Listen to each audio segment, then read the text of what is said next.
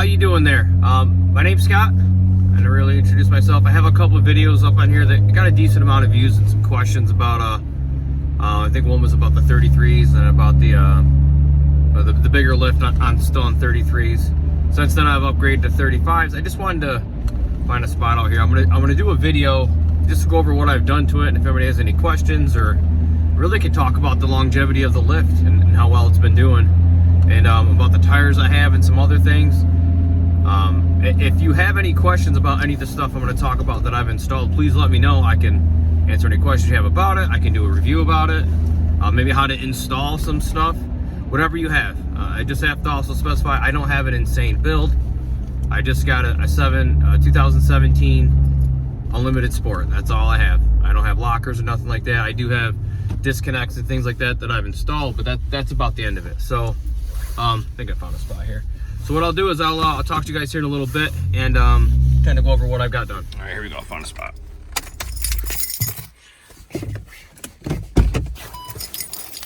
All right. Oh yeah, it's nice out here too, so cool. All right, so check it out. Just came out of the car wash, so it's the only reason it looks this good. And I swear this car wash, funny story, some of my tires got wet tire on this side, but my other side has none. They think this car wash thinks they're slick. Look at it. They think they're slick. I don't understand it. Check it out. All right, here we go. 17 Unlimited Wrangler. I do have that Mopar lift. Comes with the Fox suspension and some other things. Obviously, it's a pretty complete lift. It comes with a front drive shaft, rear, upper and lower control arms and stuff like that to fix the geometry and make sure that it rides properly. Yeah, so we'll start at the front.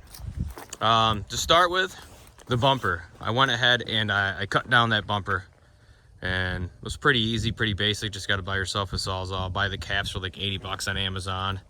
That was a pretty good one. It was actually, I like the look of it, you know, for being a stock bumper. I live up in New York, and you know, it's everything turns to rust. So you got to try to stay with the plastic if you can. I also have the MCE fenders here. These were a pretty penny. I had steel ones before, but they started to rust, so I bought these. It's an easy to install. They are not cheap. I mean, to me, I don't think they were cheap. They were $5.99, $6.99. I don't know. They were a decent amount for plastic fenders, but again, you're in New York. If you go with that metal, you're gonna have to paint it, and I don't want to deal with that. Next up front we have is the grill here. Just one of the angry grills that everybody hates. I bought it. I got it painted to match the vehicle. So I mean, it's a preference thing. I'm trying to think. Front. Oh yeah, down here that also came the Fox stabilizer. Whether it makes a difference or not, you know, I can't really. I mean, it makes it tighter. I guess it makes it a little harder to turn. It makes it feel a little more responsive in a weird way, but that's about that. I also have the Rough Country disconnects. I swear by these things. You know, there's so many bad reviews online, but I absolutely, make sure it's not loosened up. I absolutely love those disconnects. You hook those up there and you go off-roading, man, it's butter smooth and you can just flex out. It's insane. I might be able to put a picture on there of me going to a Jeeps at the beach, flexing out. It was pretty cool. I did really well for my setup. What else we got? Yeah, so those are 35 Nitto mud grapplers. They howl, they are loud. They're lumpy when they're cold. They ride okay when you get going and they warm up. But I mean, they're loud. I mean, it is what it is. But if you want someone to see you coming down the road and hear you howling, that's the tire for you, I swear by it. And they're great in the mud. I have no complaints with them in the mud. Whether they're made for the mud, someone told me they're rock tires. I'm like, I don't know, maybe the pattern there, it looks pretty spaced out. So they did great for me in the mud. They're not a super swamp or nothing, but they do pretty good. I added some rock rails in the bottom.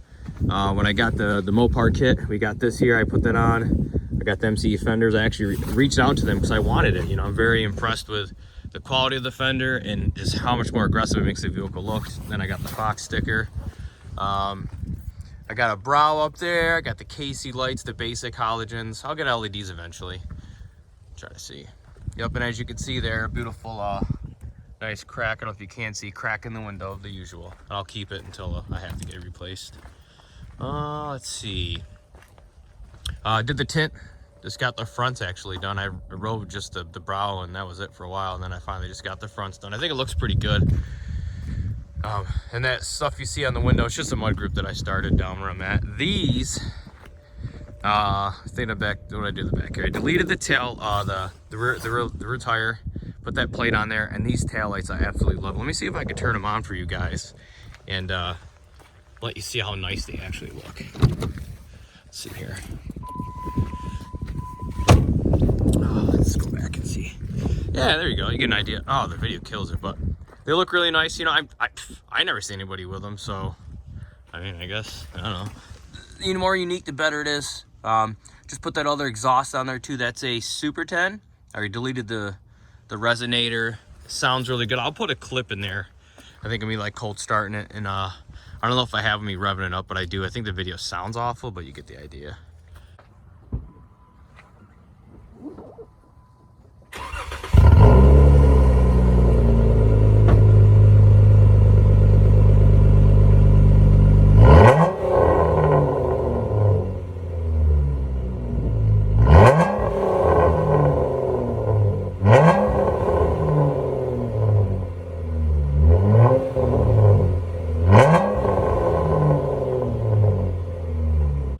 Trying to think if there's anything else I really did to it. You know, I took out the inner wheel well on that one. This one I got lucky. So with these MCE fenders, I was able to cut the stock wheel well and still leave it.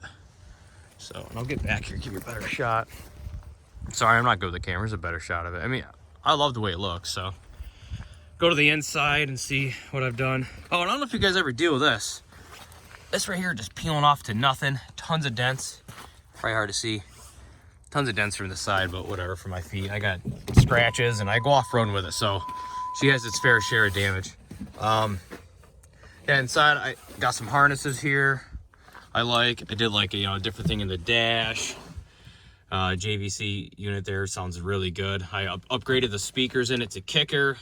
I got my GPS there, another one. I got my dash cam. I got CB radio plus, I forgot the other kind of radio. I'm trying to think, I really didn't do... I just, the basic handles everybody else does. I don't think I did anything else to the Jeep, so. I did have a stereo system in it that ended up catching fire. That's a long story I want no part of again. That was pretty scary. As soon as that happened, I took it out and said, no more with aftermarket stereo, so. With the subwoofer and everything. But that's it. So this is my 2017. Sorry to ramble on. Yeah, sorry to ramble on for so long, but yeah. Oh, wait, longevity. Let's talk about longevity. So tires... I got about 5,000 to 8,000. Sorry, I just have no clue how many miles are on the tires. Still love them. I think if I ever wore these down, I would just get another set. I mean, and they're just so aggressive. Like, you can't beat how aggressive they look. I mean, the tires just, they're so nice, man. Lift has been great. I've had no issues at all. Oh, wait, you know what? I take that back. So, I had to get adjustable front and rear track bars. There they are. Big ones, big forged. I take that back 100%. The axles, obviously, with the lift and the stock suspension, or the aftermarket suspension, they still weren't sitting right. It did come with a flip drag link in the front, as you can see right there. But I had to get another adjustable track bar to just kind of center the axle, because it definitely was not centered, and I could tell.